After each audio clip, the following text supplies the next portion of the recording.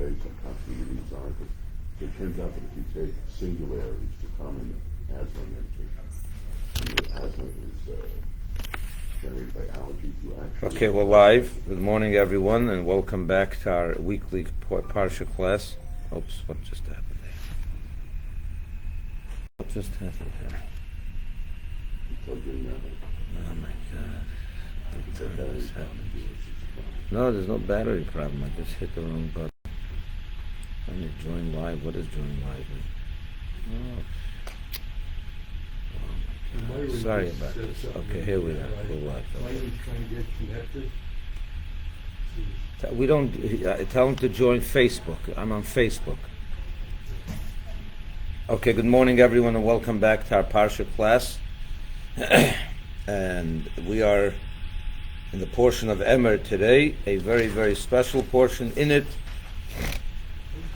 it discusses the all the Jewish holidays, Pesach, counting of the Omer, Shavuos, Rosh Hashanah, Yom Kippur, Sukkot, and Simchas Torah, and Shmini Atzeret.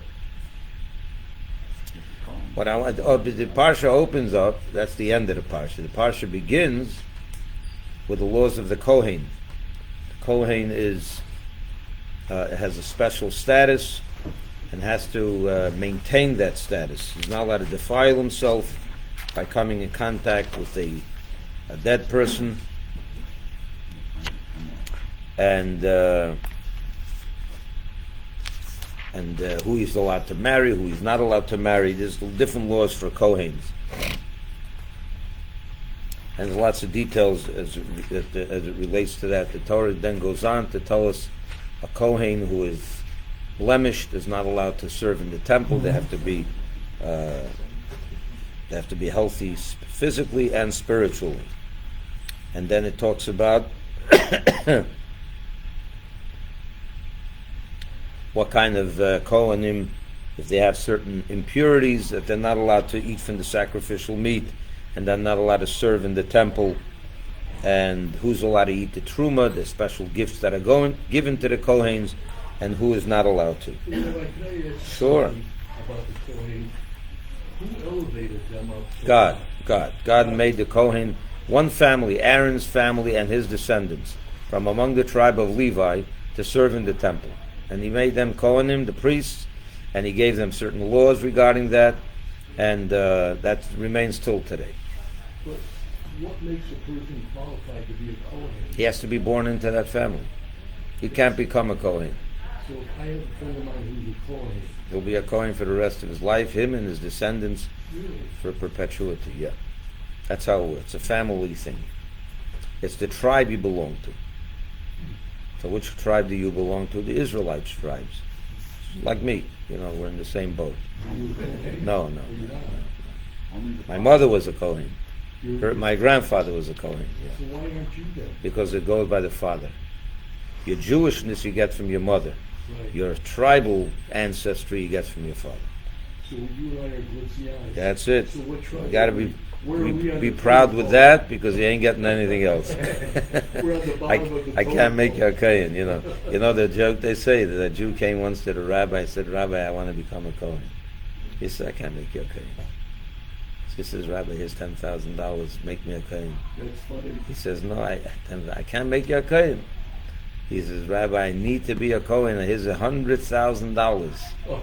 The rabbi is beginning to, think, how do I work this out? How do I, after all, make him what do I do here? He said, at the end, I can't do it. He gives him $1 million. Rabbi, I need to be a Kohen. He gives him the $1 million. Okay, I'll make you a Kohen. But he says to him, why do you insist to become a Kohen for $1 million? He said, what are you talking about? My father was a Kohen, my grandfather was a Kohen, my great-grandfather was a Kohen. I want to be a Kohen, Imagine a guy going to jail for that reason, for counterfeiting Kohen certifications. Let's go on. Then he talks about certain animals that cannot be offered on the on the altars, because they are blemished. So, you need perfection. Then it goes into the holidays. Holidays, as I said, it begins with Shabbos. Then the Yontiv, the Yom Tovim, starts with Pesach. Right at second day of Pesach, we begin to count 49 days of the Omer. It's in this portion. And then it tells us about observing the 50th day of Shavuos. Then Rosh Hashanah comes a few months later, and Kippur and Sukkot and Shmini Atzeret.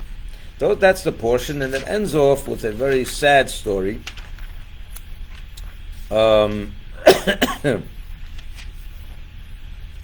It tells us also there's a couple of little things at the end where it tells us how to arrange the showbread in the temple. Every Saturday they would bake new breads on Friday and put it on Shabbos, and it would stay there from Shabbos to Shabbos in the inner sanctuary of the temple. That ends off with a very sad story about a Jew who blasphemed God. In front of witnesses, he did a public display of this, and they had no choice. They had to punish him with death. He got the death penalty, and that's how the Torah ends the portion. What I want to talk about today is that mitzvah of counting the Omer. But I want to tell you something. I want to read a couple of verses for you. If you won't mind, you can turn to page 766.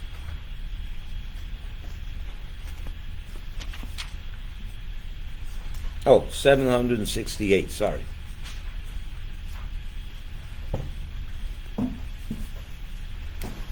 Anyone over here appreciate the Hebrew on basic level? Well, I'll help you out. Okay? Usfartem lachem. You see on top of the page in the Hebrew, right in the top, on page 768. It says over here, Usfartem lachem, you should count for yourself, Mimocharas HaShabbos. What does that mean? From the morrow of the Shabbos. That's the literal reading of this verse. The yom, from the day that you bring this Omer, this Omer offering. You should count Sheva Shabbosos Tmimos Tihiyena. You should count 7 full weeks. 49 days. Ad Mimocharas HaShabbos HaShviz. Until the morrow of the 7th Shabbos, you should count 50 days and then offer a special new meal offering. Okay. That's going to be what we're going to read today. When you read this, what do you get out of this? That on the day after Shabbos, you should start counting 50 days, right? You're looking in the English. I'm not asking, don't look in the English so fast. Look in the Hebrew. So I want to share with you, historically, before we get into the spiritual dimension of counting the Omer and what it all means for us, I want to give you a little historical background to to a very, very painful chapter in Jewish history. I need to close this door.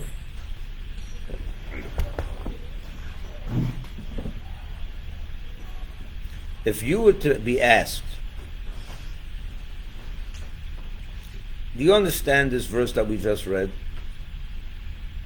What does it sound like to you?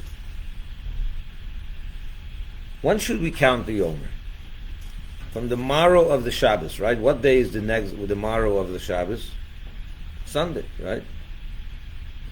So which Sunday should we start counting the Omer?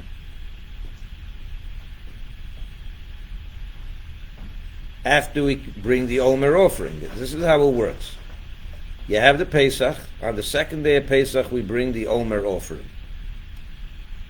Right? That day we start counting the Omer, right? That's the way we do it. But when you read the verse, it doesn't sound like that's what we're told to do. What does it sound like we're told to do? That when you bring the offering on the second day of Pesach, then the Sunday after that, you should start counting the Omer, right? That's what it sounds like from here. The narrow of the Sabbath, which is Sunday. You should start counting from Sunday, 7 full weeks. Sunday to Sabbath is a full week. You do 7 times that, and Shavuos will then be 7 Sundays later. Correct? That's what it sounds like from here. Is that the way we do it? No, we don't do it that way. We actually count 7 weeks from the second day of Pesach. No matter when the second day of Pesach is. What day was the second day of Pesach this year? It was Monday. So we started counting Sunday night. Did we? No, when was the first day of Pesach this year? No, this year it was Sunday actually. This year it was Sunday, you're right. The first day was Shabbos, and the second day was Sunday. So this year we did it like this. We started counting the Sunday, and Shavuos will be Sunday, and that's the way it done. But last year it wasn't that way. And next year it won't be that way. So I want to share with you a historical something that it's important that you all know. During the Second Temple era, there was a group of Jews called Sadducees, the Tzdukim. Who were the Sadducees? In the first chapter of Pirkei Avot, we meet Antigonus ish Socho. Antigonus of Socho. He was a convert. He became a great sage. And he had two students. One man's name was Tzaddik, and the other man's name was Baisus. Antigonus, if you look in the Ethics of Our Fathers, in the first chapter, the third Mishnah, he says like this. Antigonus of Socho would say, don't serve your master, meaning God, like for a reward. Serve him as a servant that does it without the need for reward. You do it because you're committed to God, not because you want something in return, right? That's what he taught in the Mishnah. It's a very important teaching, actually.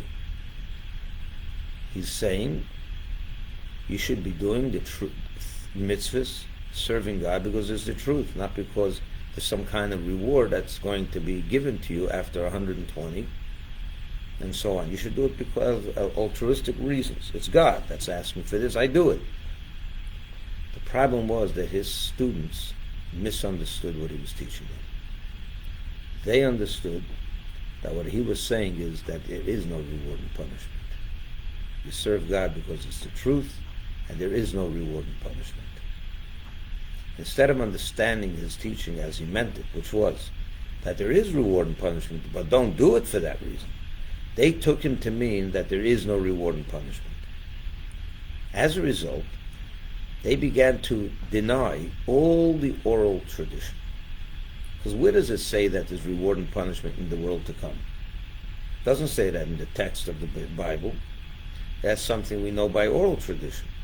And once he taught them that, they got that wrong, and they began to get everything wrong, and they started a movement that said the only truth is the biblical text in its most literal sense. The oral tradition is not authentic. So, for example, when they came to this verse of the counting of the Omer, they were of the opinion that every counting of the Omer starts on Sunday. Because it says, Mimacharat HaShabbat, the morrow of the Sabbath. Everyone knows when the morrow of the Sabbath is. That's a Sunday. So they said if Pesach falls out on a Tuesday, for example, we're not going to start counting the Omer on Wednesday. We're going to bring the Omer on Wednesday, because that's what the Torah says you should do. But the counting of the Omer should start the Sunday after the Omer Offering. And Shavuos will therefore be not 50 days after the first day of Pesach. It'll end up being, depending when Pesach falls in the week, it'll be always 50 or more. This year it will be 50, because even the Tzdukim would say you start Sunday. No problem, we all start Sunday this year. But on a regular year, on a different year, when Pesach falls not on Sabbath, and therefore the second day is not on Sunday, we will have Shavuos either 51 days after Pesach, sometimes 52 days after Pesach, sometimes 56 days after Pesach.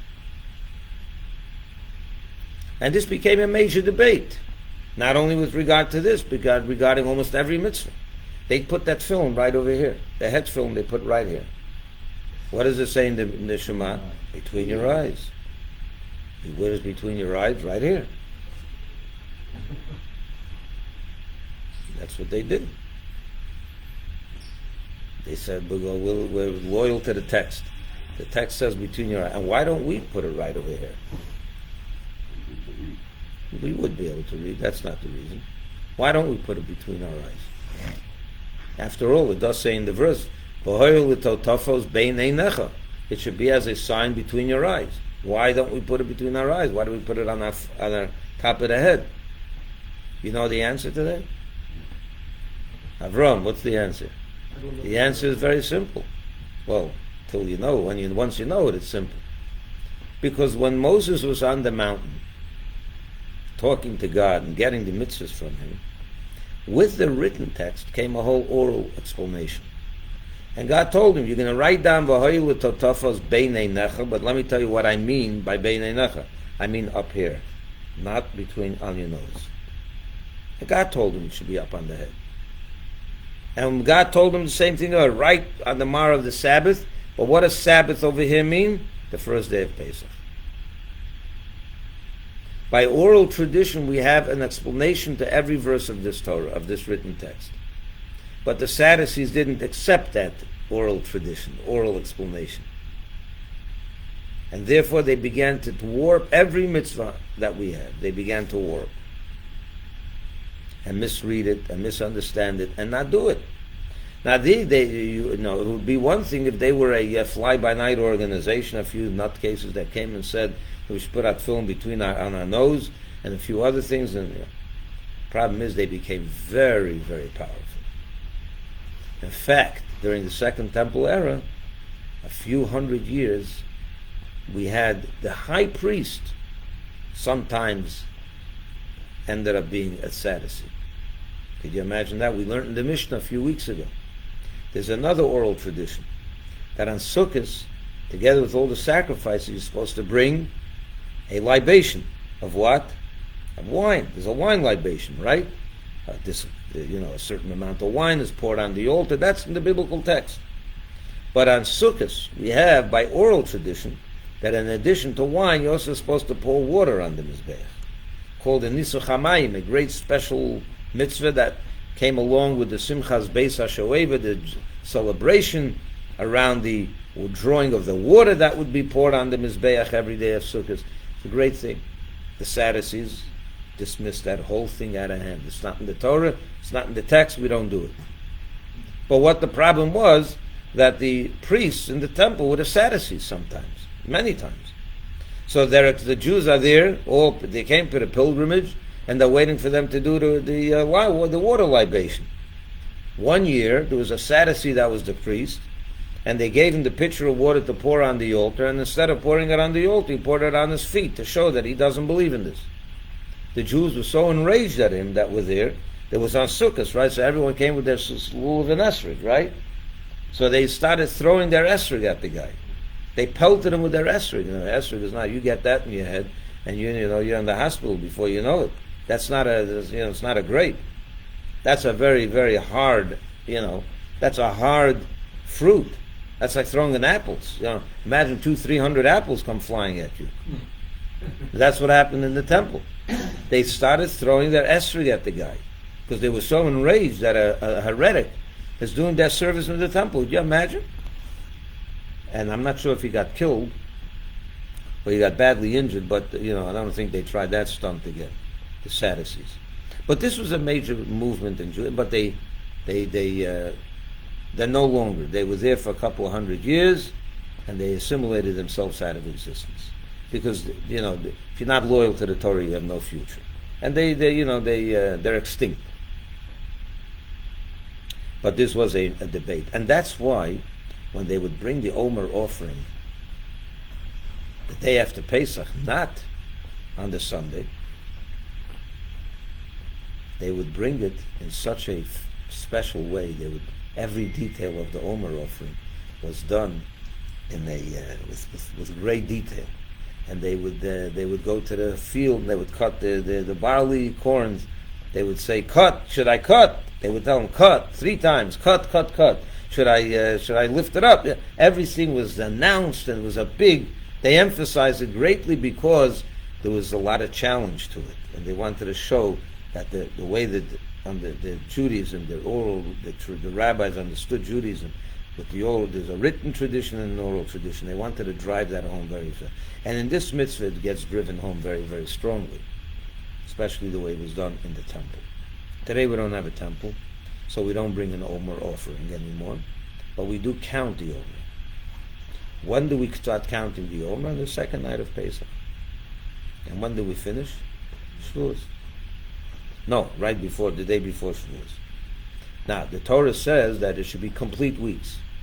It says that there is an opinion that says, when do you really have complete weeks? when you actually start counting Saturday night, like this year. Because then you have 7 full weeks from Sunday to Saturday. Okay. What is the mitzvah of counting the Yom? What is the meaning of this?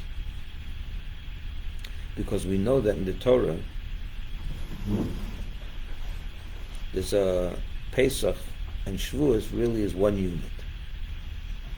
They're bunched together also, because, it's interesting, when you look at the mitzvah of Shavuos in the Torah, in this parsha, you will not find a date for Shavuos. What day of the month is Shavuos? What day of the month is Rosh Hashanah? Anyone know? What day of the Hebrew month is Rosh Hashanah? The first of Tishrei, right? The first day of the month of Tishrei. What day is Yom Kippur? The Torah tells it, the 10th day of the month of Tishrei. What day is Sukkot?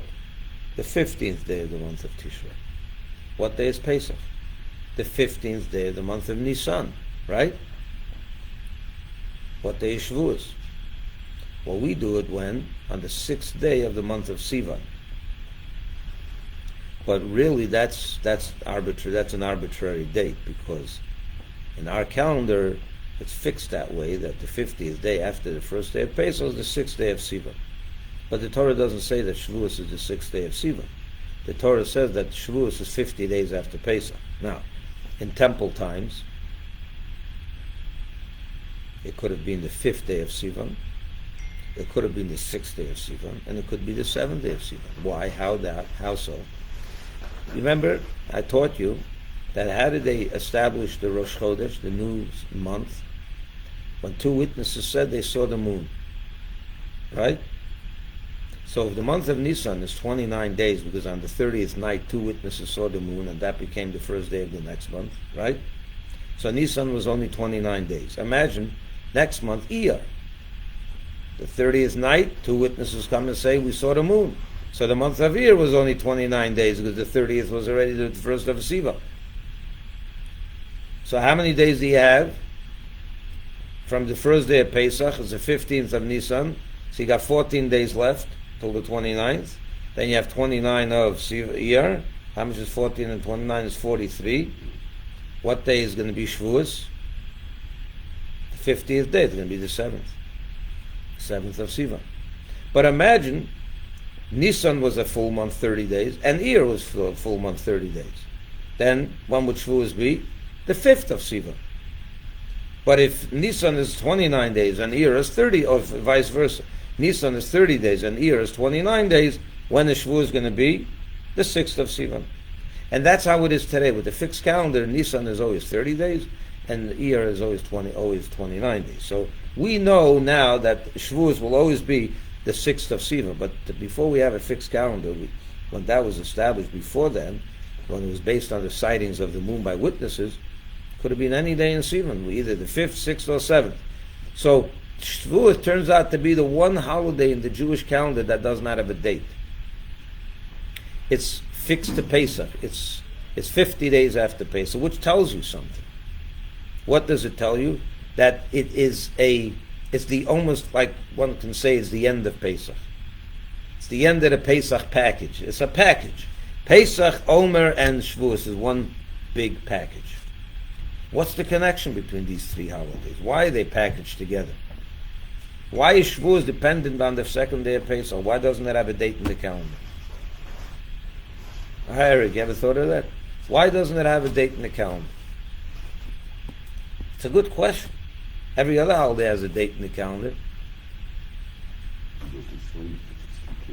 Well, why is it contingent upon Pesach? Why did God not say Shavuos is on this day? It's an independent holiday. It's the day we got the Torah. Why are you linking it to Pesach? Why isn't Sukkot 15 days after? Why does it say on Sukkot you'll do 15 days after Rosh Hashanah? It says the 15th of Tishrei. It's got a date. Why doesn't this holiday have a date? Here's the answer. Because the Torah is not independent of the Exodus from Egypt. Why was the Torah given? Why was the Exodus of Egypt? Why did the Exodus of Egypt happen?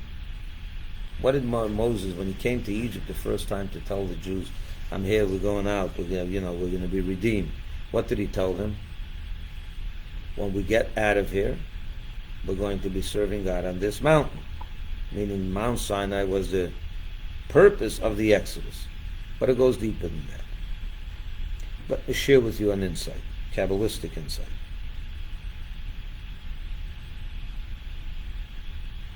First of all,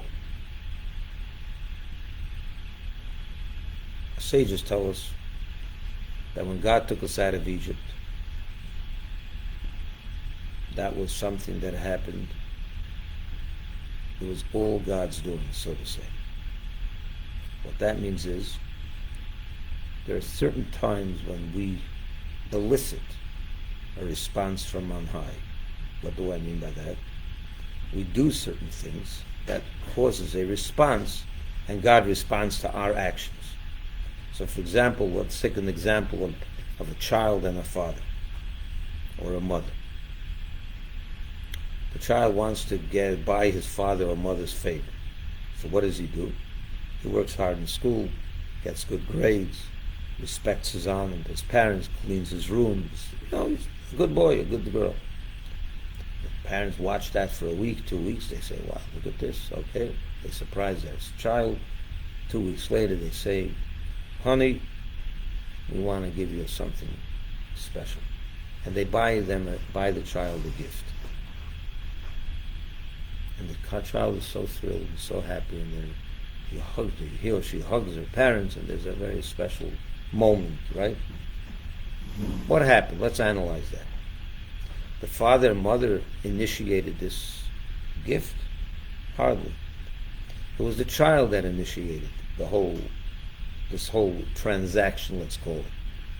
She or he began to make movements towards the parents, meaning movements, I mean behave in a certain way that would create within the parents a response, a wonderful response. They're happy. She is beginning this relationship.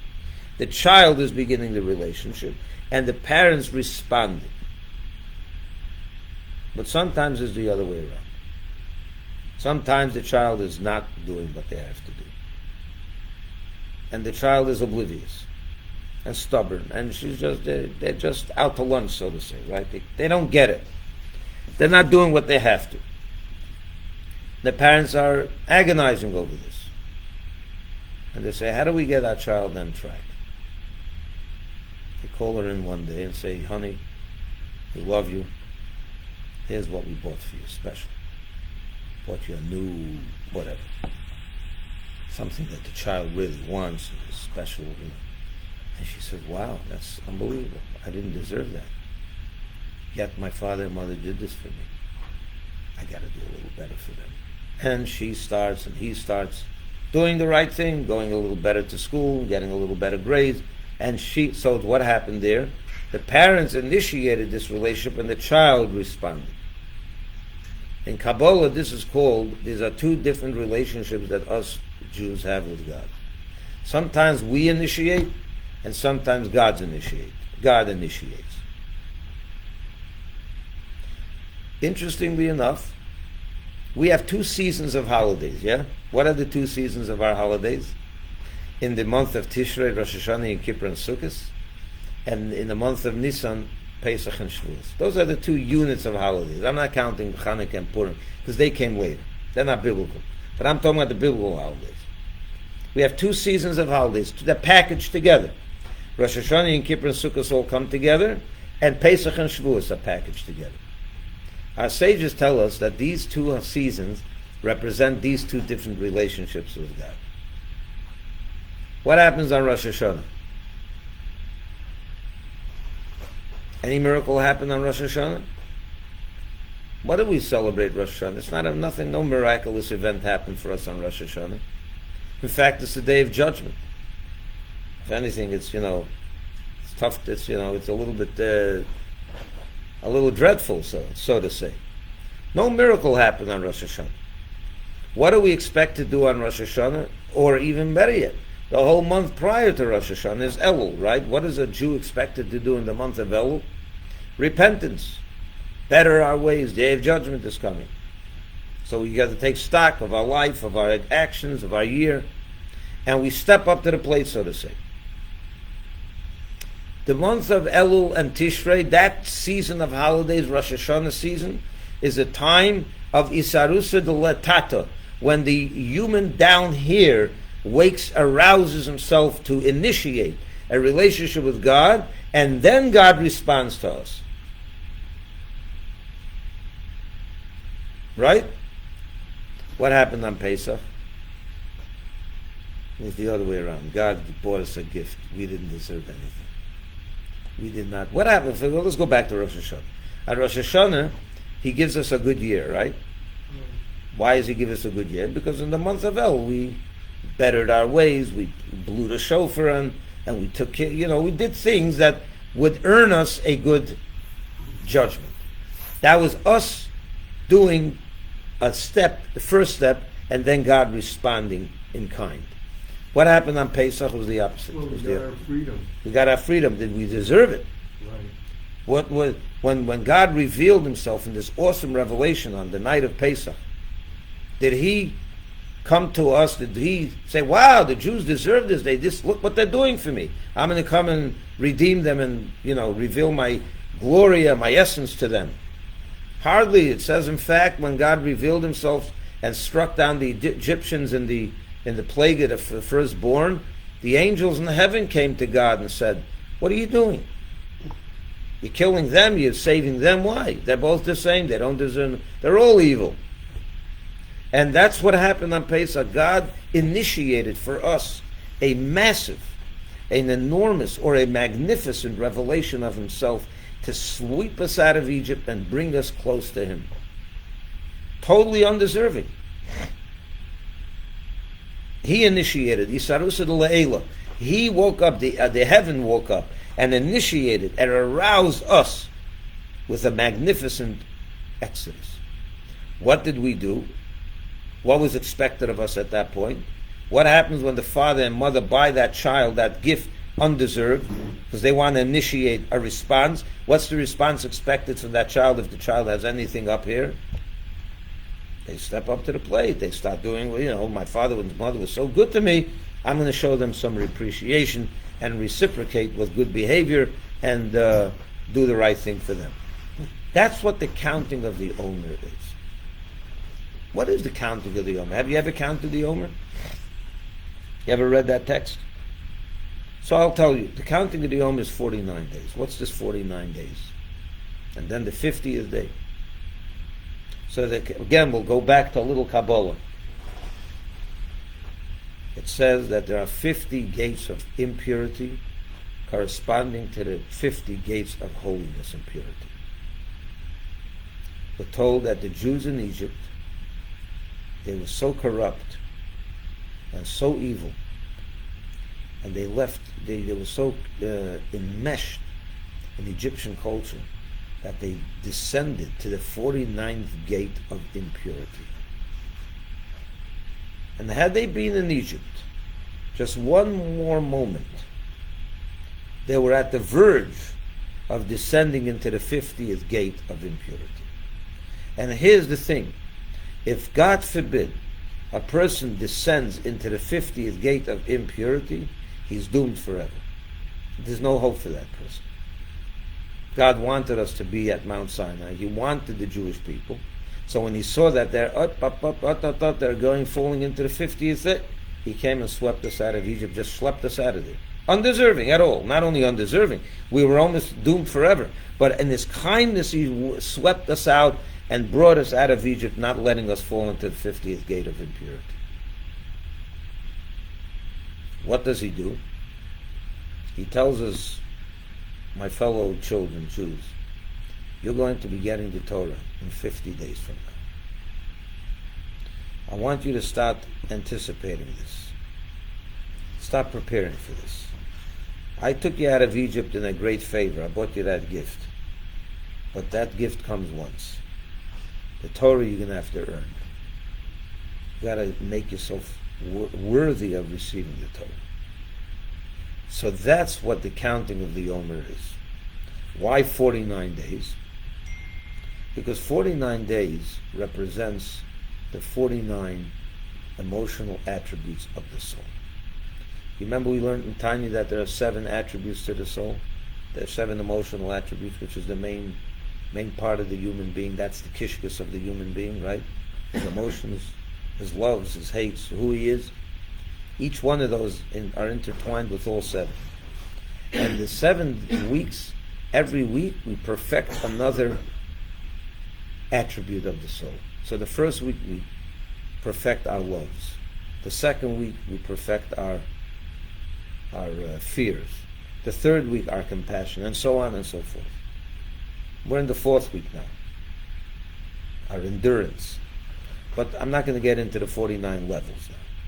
The point is that the soul has 49 levels there's 49 character traits.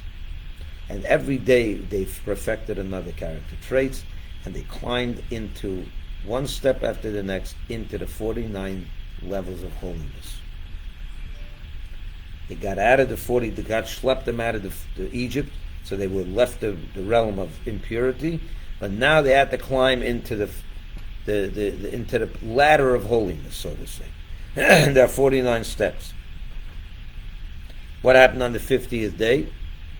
What happened what's the 50th level of impurity? If you fall down there, what happens? You're doomed forever, right?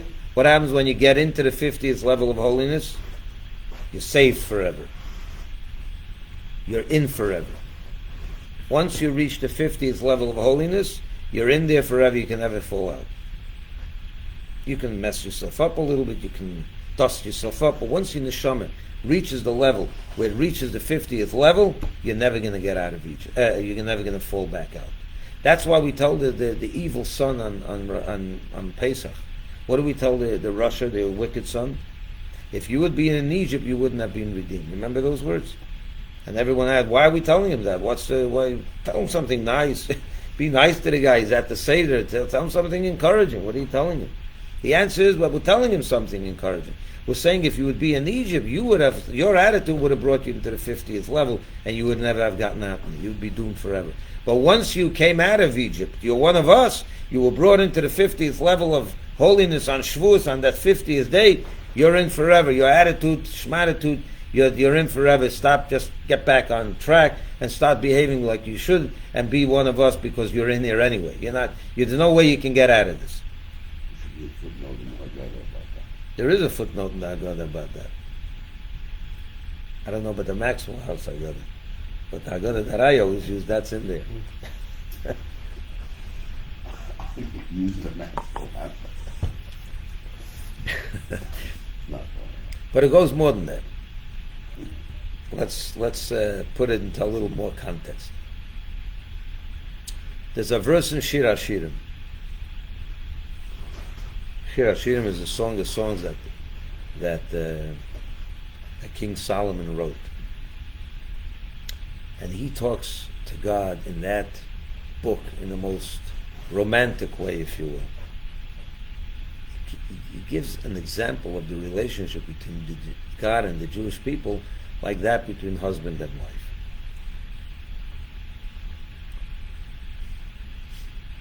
And one day we'll read it. It's a fascinating book. He says over there as follows: Moshcheni acharecha narutza, aviani hamelech chadorah. Which means, God draw me, and if you do, I will. Moshcheni, draw me. We will pursue you. Bring me. And the king brought me into his inner bedroom, inner chamber. Again, God drew me,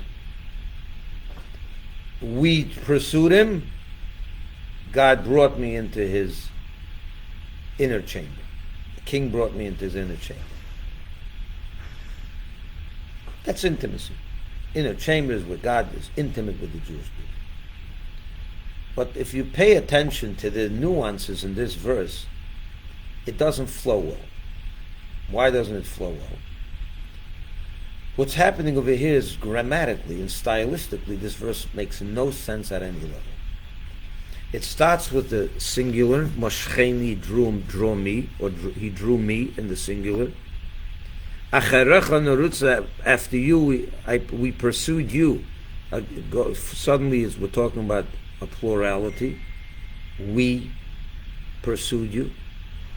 And then the third step is Haviani Hamelech Hadorov. He brought me, the king brought me into his inner chamber. Again, we're back to the singular. Why is that? And here's the answer. This verse, our sages tell us, is talks about Pesach, Omer, and Shavuos. What happened on Pesach? Hashem drew us out of Egypt. Moshcheni, he drew us. He plucked us out of that horrible place. The 50th gate of impurity. Plucked us out from almost going in there. Who did he pluck out? When it says in the singular, who's the singular? Again, what are we made up of? Every human being, every Jew is made up of what? A body and two souls, right? We have the godly soul and the human soul, and then the body. On Pesach, what part of our existence was plucked out of Egypt? The human. 1 second. No, actually not. Oh. What soul has almost been doomed over there? What part of us was almost doomed in Egypt in the 50th gate? The neshama. The godly soul was almost doomed. So God pulled out the godly soul and schlepped us out of there. Was the human soul experienced? Did the human soul experience anything in the exodus of Egypt? Hardly. The human soul was still corrupt, very much into Egyptian culture, had no connection to any of this. But God had pity on the soul, the godly soul of the Jew, and he plucked us out. Of course, all of us he plucked out, but what part of our existence in that thrice reality, that godly human soul and body, what part of us appreciated that exodus? The neshama. But God wants more than the neshama. He wants us in our entirety, in our totality. So God said, now I need you. I did the first step. Now I want you, with your human soul, to prepare for the giving of the Torah.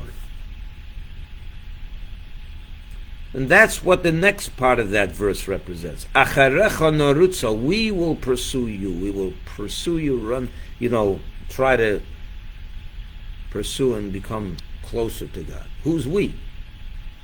Now we're talking about both souls, the human and the godly, because the human soul now has to work, the godly soul has to work now with the human soul to transform it, to make it one with it, so it can receive the Torah in all parts, in the totality of the Jew. What happens? Well, this human soul, how many character traits does it have? And the godly soul. They both have 49 character traits, right? As we just said. But the godly soul is naturally godly. So it's not so difficult for the godly soul to be one with God. But what part of us is the one that has to really work on becoming closer to Hashem and have appreciation for Torah, for mitzvahs, for spirituality, for God? What part of us? The human soul. Why? The human soul is attracted to mundane, materialistic things and so on, right? So that's why we bring the Omer. What's the Omer offering? You know what the Omer offering consisted of? Barley, right.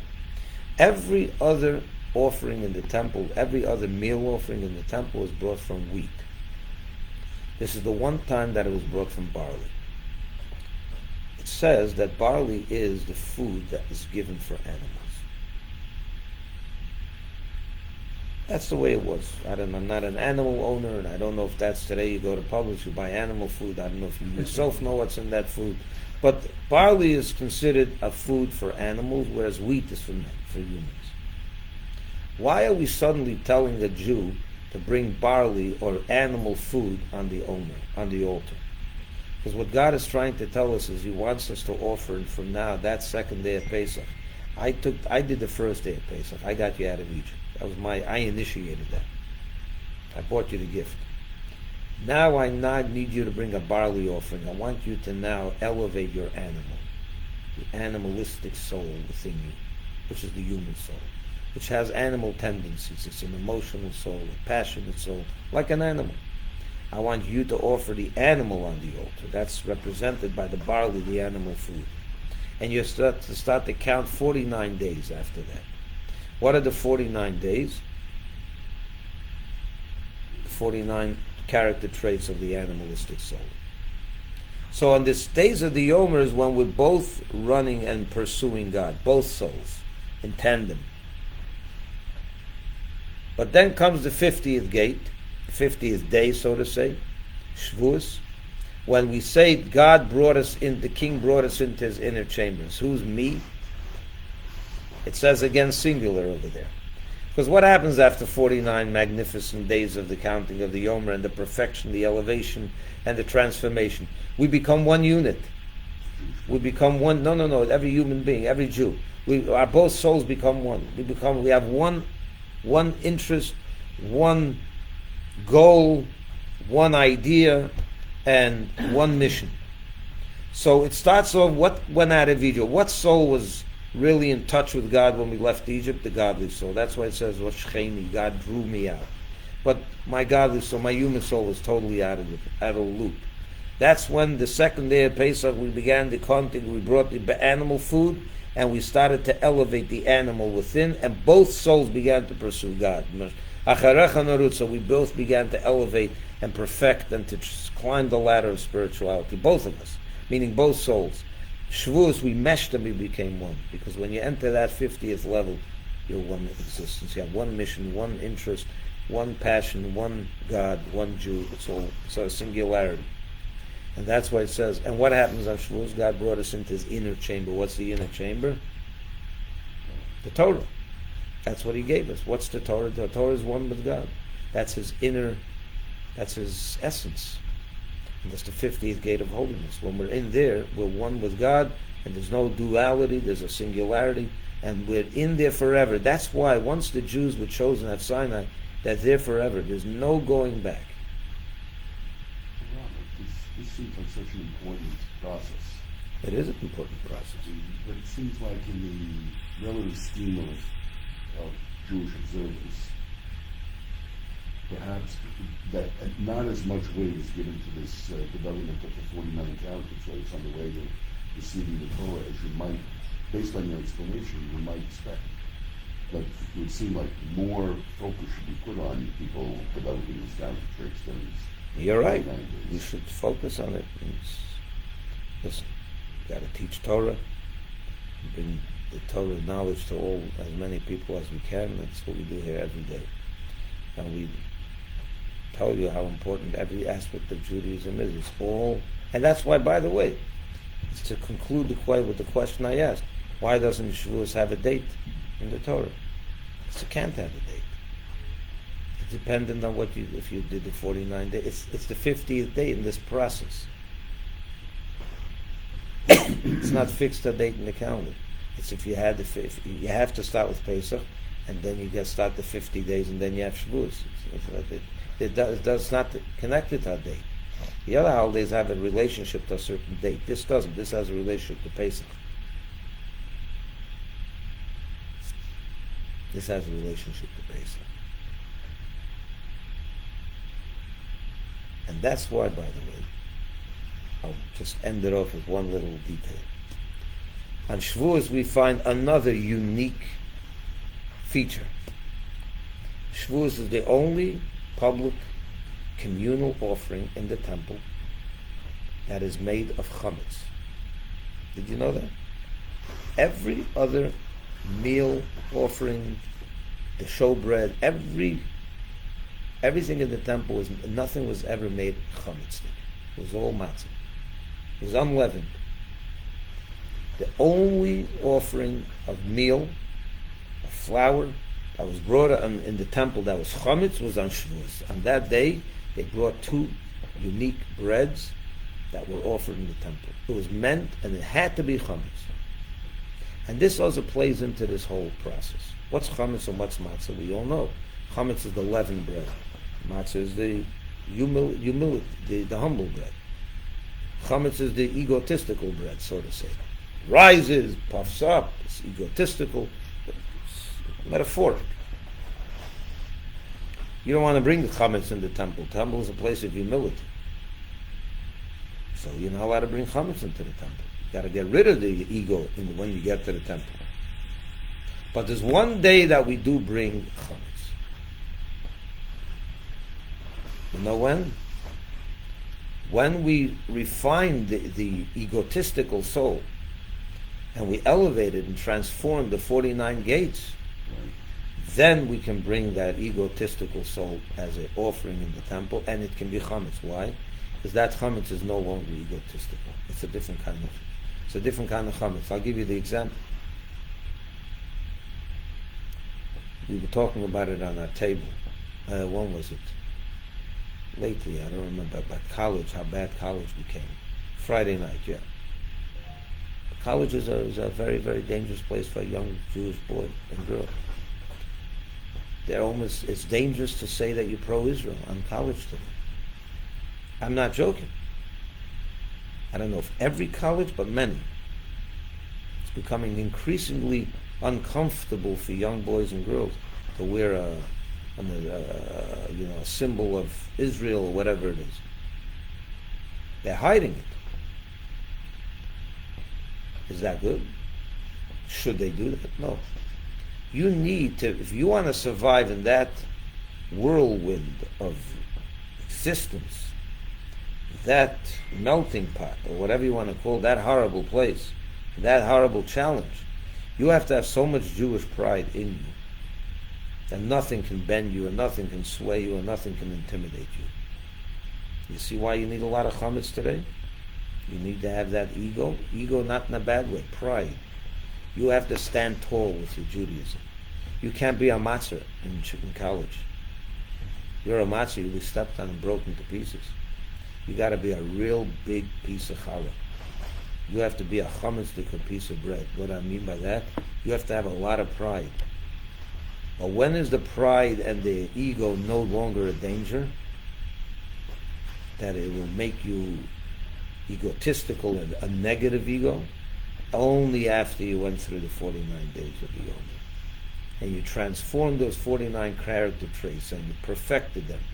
And you learned how to have an ego, meaning pride and self-confidence, and to stand tall. And then it's a healthy chametz. That's a chametz that can be brought into the temple as an offering.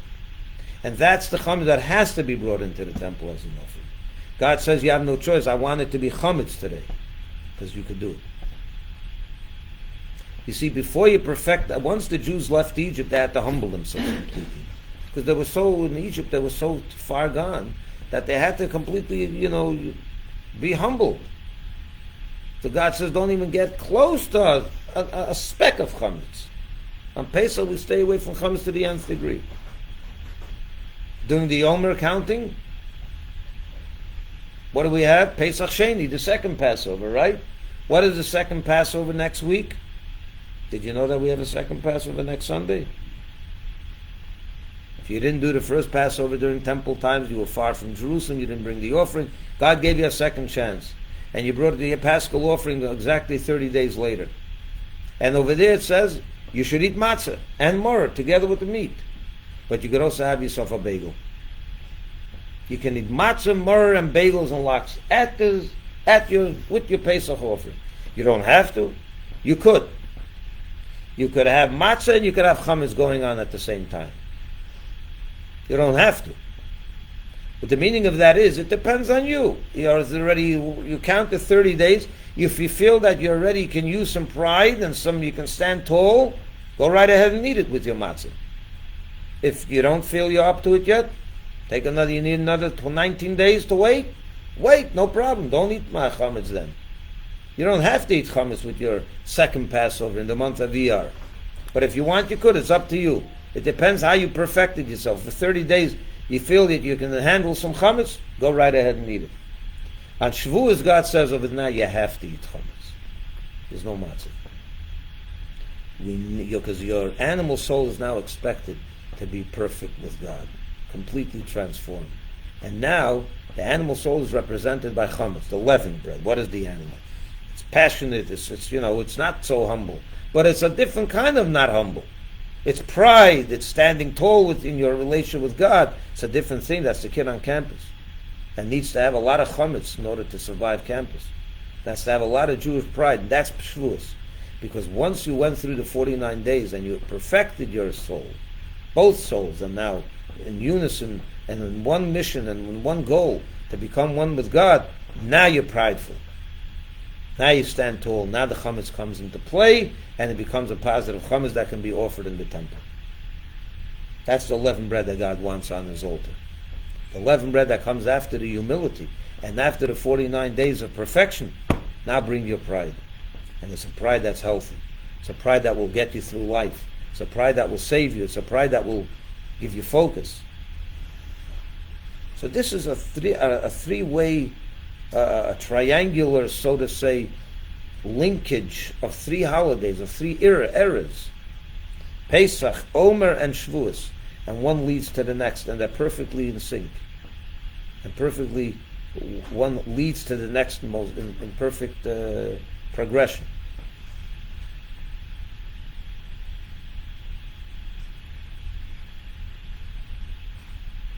And that's the season of Pesach and Shavuos. God initiates and we respond. With this I'll conclude, back to the child and his parents. When the child gets a gift from his parents, out of nowhere, just to stir in him a desire to become a mensch, and he becomes a mensch. What happens next? The parents are so happy that they buy him another gift, an even more significant gift, because now he earned it. That's what happens. Pesach, Omer, and Shavuos. And Pesach, God initiated a revelation from on high. We then took the initiative and responded and perfected ourselves. On Shavuos, God gave us the ultimate gift, the Torah, which is his essence. There's nothing greater than that.